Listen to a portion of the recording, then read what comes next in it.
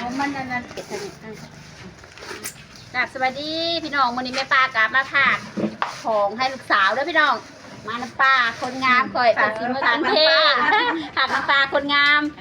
ปลากับปลาเจอกันเด้อวันนี้คนละปลา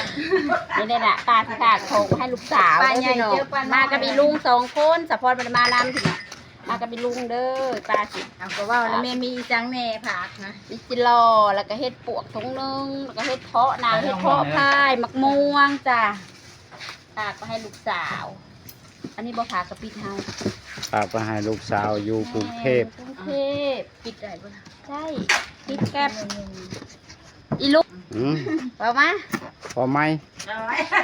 นี่แหละพี่น้องหัวอกของพ่อของแม่เนาะพี่น้องยามอยู่ใกล้กันก็มีการเว้ากันหน่อยหนึ่งบัดยามลูกห่างแล้วคิดฮอดพี่น้องนี่ยังก็อยากให้ลูกได้กินยกตัวอย่างปลาในปลาบริวารกับคนอื่นเนาะพี่น้องว่าคือปลานี่ยามลูกห่างแล้วคือแบบที่